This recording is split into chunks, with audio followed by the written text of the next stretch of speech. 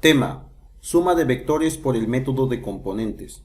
Para abordar este tema, nos apoyaremos en el ejemplo número 1. Obtenga la fuerza resultante de la siguiente suma de vectores. Siempre que se nos pida obtener una suma de vectores, obtener una fuerza resultante, obtener el vector resultante de la suma de vectores, estos vectores se nos proporcionarán en una forma polar. Recuerden que la forma polar consiste en un valor numérico y un ángulo de inclinación. Para obtener el vector resultante, la fuerza resultante o el vector de la suma de estos tres, debemos convertir cada uno de estos vectores que se nos proporcionen a una forma rectangular. Recordemos que para convertir un vector dado en coordenadas polares a coordenadas rectangulares, debemos utilizar las siguientes fórmulas. En este caso, para obtener la componente x del vector, tenemos que tomar el valor numérico del vector por el coseno del ángulo. Para obtener la componente y del vector, debemos tomar el valor numérico del vector por el seno del ángulo. Debemos aplicar cada una de estas fórmulas a cada uno de los tres vectores que se nos proporcionan. De esta manera estaríamos obteniendo la componente rectangular de cada uno de ellos. Lo mostramos en el siguiente paso. Aquí observamos que para la fuerza 1, la componente x de la fuerza 1 es el valor de la fuerza, que en este caso son 80 newtons, por el coseno del ángulo, que en este caso es el coseno de 60 grados. Al realizar esta operación, nos da que la componente de la fuerza 1 en x es 40 newtons, positivo. Para el caso de la componente de la fuerza 1 en y, tenemos que el valor numérico es 80. El seno del ángulo es el seno de 60 grados. De esta manera, la componente de la fuerza 1 en y tiene un valor de 69.28. Tenemos que realizar estas mismas operaciones para la fuerza 2 y la fuerza 3 respectivamente. Estos valores los mostramos a continuación. Hasta aquí hemos obtenido la componente rectangular de cada uno de los vectores. Estos resultados son mostrados en color azul. A continuación voy a colocar estos resultados en la parte izquierda. Hasta aquí lo que hice fue colocar todos los valores de las componentes en x en el lado izquierdo y las componentes en y en el lado derecho. Esto con el objetivo de borrar la parte izquierda y tener más espacio para continuar con la explicación.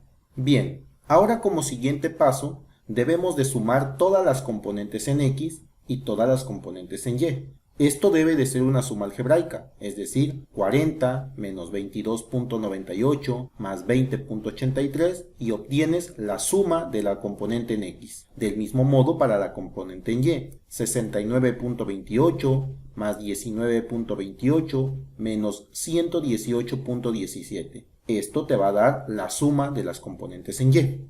El resultado lo mostramos a continuación. Ya que realizamos la suma, observamos que la suma de todas las fuerzas en x da un valor de 37.85 newtons positivo, mientras que la suma de fuerzas en y da un valor de menos 29.61 newtons. Estos dos valores los he subrayado en color amarillo porque estos valores son las componentes rectangulares del vector resultante.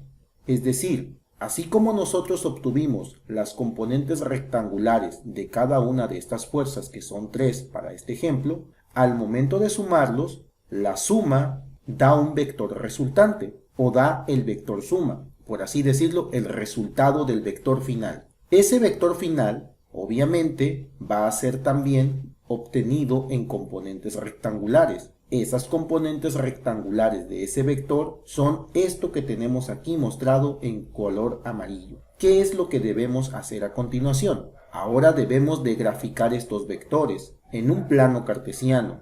Aquí no importa lo preciso de la gráfica, lo que importa es observar en qué cuadrante está para poder continuar con el procedimiento. Voy a proceder a realizar la gráfica de este vector resultante. Aquí, al momento de graficar, como lo había mencionado, no importa que la gráfica se haga detalladamente. Lo que interesa es que nosotros nos demos una idea de dónde se va a encontrar el vector resultante, es decir, en qué cuadrante se ubica este vector. nosotros podemos observar que la suma de fuerzas en X es positiva, por lo tanto está hacia la derecha. La suma de fuerzas en Y es negativa, por lo tanto está hacia abajo. Así que el vector resultante se va a encontrar en el cuarto cuadrante. ¿Cómo voy a saber la ubicación del vector exactamente? Debo de trazar una línea paralela a la sumatoria de fuerzas en Y, que es esta. Ahora debo de trazar una línea paralela a la sumatoria de fuerzas en X, que es esta. A continuación voy a trazar el vector resultante, es decir, el vector que es la suma de todos los vectores. Ese vector es este que está aquí. Entonces, ya que tengo este vector, yo puedo observar que este vector no es otra cosa más que una hipotenusa. Aquí se forma un triángulo, lo voy a subrayar en color verde. Este triángulo tiene de lado, de esta parte de acá, un valor de 37.85 y de este lado, que es el mismo que está aquí, este lado mide 29.61 negativo. Ahora, es muy importante aquí mencionar que para los siguientes procesos no vamos a tomar en cuenta los signos, únicamente vamos a tomar en cuenta los valores positivos. Es decir, yo necesito encontrar cuánto vale la magnitud de esta flecha en color rojo. Para encontrar la magnitud de esta flecha en color rojo, voy a aplicar el teorema de Pitágoras. ¿Cómo se aplica el teorema de Pitágoras? Recordemos que el teorema de Pitágoras dice lo siguiente: c cuadrada es igual a a cuadrada más b cuadrada. En este caso, a viene siendo el valor que tenemos aquí. B viene siendo el valor que mide esta línea. Estos valores son 37.85 para A, 29.61 positivo para B. No importa que le pongas el signo negativo, al elevarlo al cuadrado se va a hacer positivo. Es por esa razón que mencioné que no importa que pongas el signo. Una vez que ya tengas esos valores, los sumas y eso va a ser c cuadrada. Y recuerda que al final de cuentas, para obtener el valor de c, vas a sacar la raíz cuadrada. Ese valor que vas a obtener es el valor de esta magnitud que está aquí. Procederemos a obtener este resultado.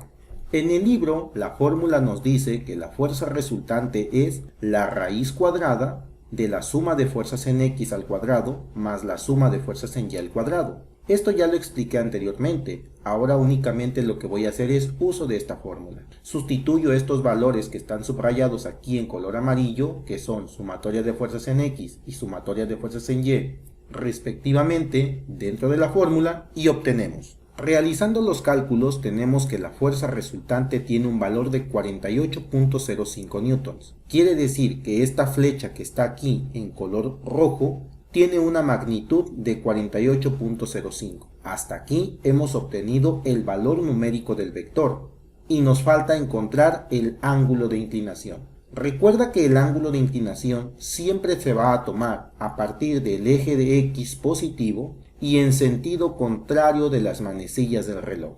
Entonces lo que vamos a hacer es encontrar el valor del ángulo que voy a señalizar en color morado. El ángulo que me interesa es el ángulo de color morado. Sin embargo, el ángulo que yo puedo obtener con la información que tengo hasta este momento, que son la sumatoria de fuerzas en X, que está subrayado en color amarillo, y la sumatoria de fuerzas en Y, que también está subrayado en color amarillo, en base a esta información, lo que yo puedo obtener es el ángulo que voy a mostrar en color negro, y que voy a llamar alfa. ¿Cómo voy a obtener ese ángulo alfa? Ese ángulo alfa lo voy a obtener por medio de la tangente. Y tenemos que la tangente del ángulo alfa no es otra cosa más que la sumatoria de fuerzas en Y dividido entre la sumatoria de fuerzas en X. Algo muy importante aquí es mencionar que siempre voy a tomar valores positivos. Es decir, a pesar de que la sumatoria de fuerzas en Y tiene un valor negativo, yo aquí voy a colocar un valor positivo,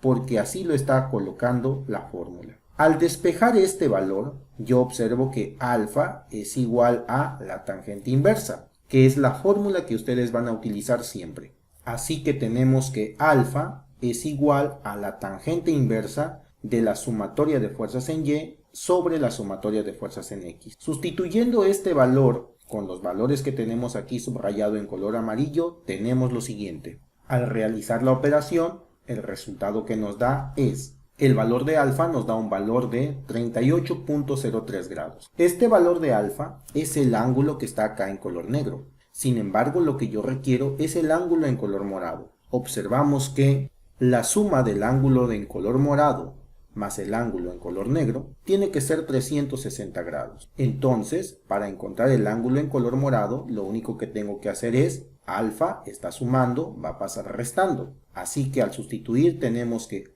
teta es igual a 360 menos alfa. Finalmente tenemos que teta tiene un valor de 321.97 grados. Entonces, con esto ya hemos encontrado el ángulo que necesitábamos. Así que la fuerza resultante tiene un valor de 48.05 y el ángulo de inclinación tiene un valor de 321.97 grados. Finalmente, tenemos que la fuerza resultante de la suma de estos tres vectores sería 48.05 newtons a 321.97 grados. Espero que la explicación te haya servido. Si fue así, suscríbete al canal y comparte.